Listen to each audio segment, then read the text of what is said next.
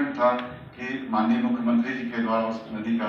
पुनर्जीवन उस नदी को मिला, लखनदेई को, जो इस शहर के लिए हम लोग लाइफलाइन कहते हैं इसको। तो यह कहने के लिए ये हमारे सांस्कृतिक पृष्ठभूमि को दर्शाता है। और इसी पृष्ठभूमि में हम लोगों ने जब ये बात उठाई और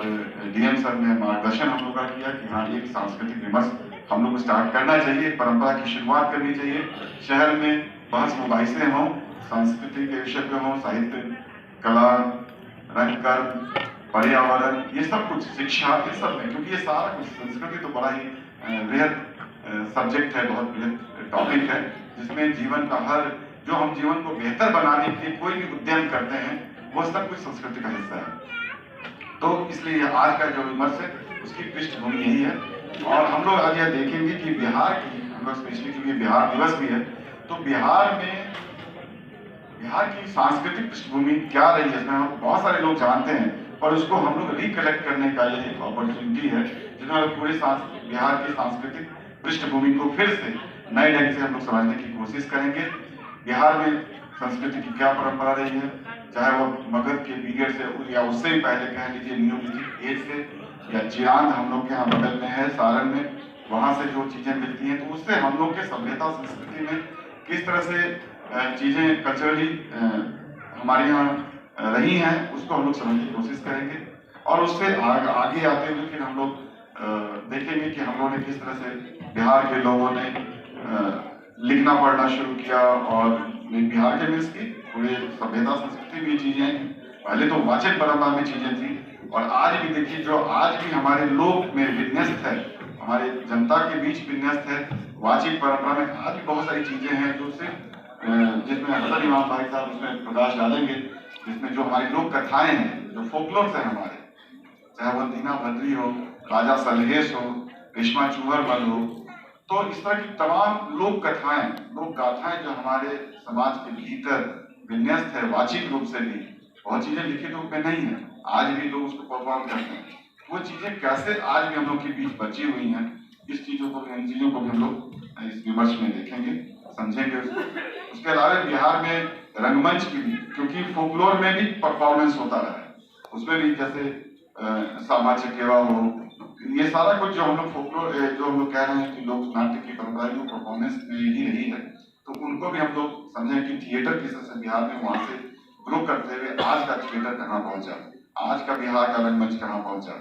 तो उसको भी हम लोग समझेंगे कि बिहार में रंगमंच में नए एक्सपेरिमेंट्स भी क्या हो रहे हैं। हमारे विनोद कुमार जी बिहार के वरिष्ठ रंगकर्मी हैं, जिन्होंने लगभग 4 दशकों से पटना में रहकर और देश भर में थिएटर किया है, तो वो हम लोग के बीच इन बातों को रखेंगे। उसके अलावे विकास कुमार झा साहब, हमारे यहाँ जो लेखन की जो परंपरा रही है, जिसमें हम लोग विद्यापति को जानते हैं, फणीश्वरनाथ रेणु को जानते हैं, तो ऐसे बड़े लेखक मंडन मिश्र का को हम लोग जानते हैं, उन परंपराओं से बढ़ते हुए हमारा बिहार का और हमारे सीतामढ़ी जिले का लेखन कैसे सामने आया है, वो भी हम लोग जानने की कोशिश करेंगे। हमारे बीच 2 बड़े बड़े साहित्यकार मौजूद हैं जो सीतामढ़ी के जिले के हैं, ये बहुत हम लोग फॉर्चुनेट है, विकास कुमार झा जी और आशा प्रभा जी, तो हम लोग उनसे उनके लेखन के बारे में भी जानेंगे कि वो सीतामढ़ी उनके लेखन में भी कैसे आता रहा है, क्या वहाँ यहाँ भी चीजें कैसे अभिव्यक्त होती है। इसके अलावे हमारे गीतकार गिरीश जी हैं, जो सीतामढ़ी में जो कवि लिख पढ़ रहे हैं आज, उनके बारे में भी वो बताएंगे, जो मंचीय कविता है उनके बारे में भी वो बताएंगे, क्योंकि सीतामढ़ी जैसे ऐसे जो शहर है वहाँ मंचीय कविताओं की बड़ी धूम रहती है, और उसमें बहुत ही लोग शिरकत भी करते रहे, और सीतामढ़ी में खूब सारे ऐसी कवि गोष्ठियां और मुशायरे का आयोजन होता रहा। हम लोग के बीच एक और उपलब्धि होगी कि हम लोग के बीच तारा बहादुर जी मौजूद हैं, वो यहाँ की मिथिला के लब्ध प्रतिष्ठित हिंदी के कवि हैं, लब्ध मैथिल कवि हैं, और उन्होंने काफी चीजें लिखी हैं। नागार्जुन की जीवनी भी हाल में उन्होंने लिखी है, जो पूरे राष्ट्रीय स्तर पर काफी चर्चित भी हुई है। तो हमें उम्मीद है कि तारा बहादुर जी बिहार की जो साहित्य की परंपरा रही है उस पर भी नए सिरे से प्रकाश डालेंगे। तो ये पूरा इस आयोजन के पीछे दृष्टिकोण यही था कि हम अपने राज्य की जो बिहार दिवस के अवसर पर आयोजन कर रहे हैं कि हमारे राज्य की सांस्कृतिक विरासत क्या है, इसको हम लोग रिकलेक्ट करेंगे आज इस आयोजन में, और हम लोग के लिए लर्निंग का अवसर होगा कि हमारे बीच हमारे विद्वान वक्ता हमारे बीच मौजूद हैं, और उसमें भी हम लोग फॉर्चुनेट हैं कि राम शरण अग्रवाल जी पूरे सत्र की अध्यक्षता करेंगे, जिनके जो काफी गंभीर, आप देखिए इस उम्र में भी काफी सक्रिय रहते हैं और किसी युवा से कम सक्रिय नहीं है आप राम शरण अग्रवाल जी, क्योंकि मैंने देखा है कि अभी भी आप कोई मिले ना मिले या अकेले कहीं भी निकल जाते हैं अपने कैमरे के साथ और अपने पुरातात्विक स्थलों को खोजते हुए, नदियों के पीछे भागते हुए यहाँ से लेकर नेपाल तक। तो ये सीखने की चीज है रामशरण अग्रवाल जी से कि जीवन कैसे जीते हैं। जीवन सिर्फ मतलब वो नहीं है जो सामने भौतिक चीजें जो हमारी दिखती हैं, जो हमारे आसपास बिखरी हुई चीजें हैं, नदी नाले पर्वत पहाड़ जिसको कहते हैं, वो सब हमारे जीवन का, हमारी संस्कृति का हिस्सा है। तो हम लोग उनको रामशरण अग्रवाल जी जो इस पूरे सत्र की अध्यक्षता कर रहे हैं, जब उनका अध्यक्ष वक्तव्य हो गया तो हम लोग ये उम्मीद करेंगे कि हम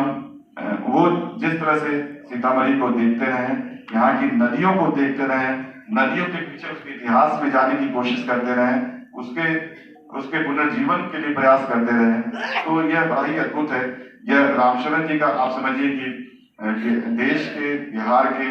ही नहीं बल्कि नेपाल के भी बड़े जो सक्रिय संस्कृत कर्मी हैं उनसे भी बड़ा इनका जीवंत रिश्ता रहा है। तो हम लोग फॉर्चुनेट है कि हम लोग एक ऐसे सत्र का आयोजन कर रहे हैं और आगाज कर रहे हैं जो हम लोग आने वाले दिनों में सीतामढ़ी में जो हम लोग एक नए विमर्श की शुरुआत करेंगे और इस तरह के विमर्शों को हम लोग ज्यादा से ज्यादा आयोजित करने की कोशिश करेंगे। हम लोग के बीच बहुत सारे लोग जो लेखक और सक्रिय समाजकर्मी एक्टिविस्ट, शास्त्री जी बैठे हैं, नागेंद्र जी बैठे हैं, बहुत सारे लोग यहाँ प्रियंका जी बैठी हैं और बहुत सारे लोग हैं, हमारे डॉक्टर बबीता कुमारी जी बैठी हैं, बहुत सारे लोग हैं जो हमारे संस्कृत कर्मी हैं, जो अलग अलग क्षेत्रों में रहकर काम करते रहे हैं, बहुत सारे लेखक भी बैठे हैं। तो हमें उम्मीद है कि आज का यह जो बिहार दिवस के अवसर पर आज जो हम लोग का यह जो संस्कृत कर्मियों का और अलग समाज के अलग अलग क्षेत्र के प्रमुख लोगों का जो जुटान है, वह हमें एक सीतामढ़ी जिला को एक नई दिशा दे पाने में सक्षम होगा। और सचमुच हम लोग इस बात के लिए अपने जिलाधिकारी महोदय के विजन के लिए हम लोग आभार व्यक्त करना चाहते हैं इस मंच से भी, कि उनकी वजह से ही इस तरह के गंभीर आयोजन को उन्होंने स्वीकृति दी और उन्होंने कहा कि हम लोग को इस कार्यक्रम को करना चाहिए, ताकि हम लोग एक नए पढ़ने को, एक नए इतिहास, एक नया डायमेंशन हम सीतामढ़ी जिला को दे सके। हम लोग उम्मीद है कि हमारे बीच हमारे जो जिलाधिकारी महोदय उनके नेतृत्व में हम लोग जिला प्रशासन का एक नया चेहरा भी हम लोग सामने लाने की कोशिश कर रहे हैं, जो सिंपल रेवेन्यू और डेवलपमेंट एडमिनिस्ट्रेशन के अलावा ये दूसरा एडमिनिस्ट्रेशन है, ये दूसरा एक पक्ष है जिसमें हम लोग प्रो पीपुल होकर के हम लोग चाहते हैं। यह प्रो पीपुल होने की दिशा में ही यह कदम है। इसमें सचमुच हम लोग अपने जिलाधिकारी महोदय का भी बहुत बहुत धन्यवाद देना चाहते हैं। हम लोग चाहते हैं सर के लिए भी डीएम सर और एसपी सर के लिए भी एक बार स्वागत होना चाहिए, क्योंकि एक बहुत इनिशिएटिव है सर की। आने वाले दिनों में सर अभी बात ही कर रहे थे कि हम लोग जब सीतामढ़ी महोत्सव करेंगे तो उसमें हम लोग लिटरेचर फेस्टिवल की बात करेंगे, क्योंकि सर आते आते ही बोले कि लिटरेचर फेस्टिवल जैसी चीज होनी चाहिए। तो कहेंगे कि जस्ट प्रशासन का यह जो प्रो पीपुल फेस है, यह नया फेस हम लोग चाहते हैं कि सर के नेतृत्व में हम लोग इस जिला को में हम लोग आगे बढ़ सके और अपनी भागीदारी निभा सके। हमें उम्मीद है कि आज जो यहाँ उपस्थिति है, जो जेंट्री है, वह सीतामढ़ी में एक नए दिशा के लिए हम सभी लोग आज के दिन से तैयार हो जाएंगे और हम लोग उम्मीद करते हैं कि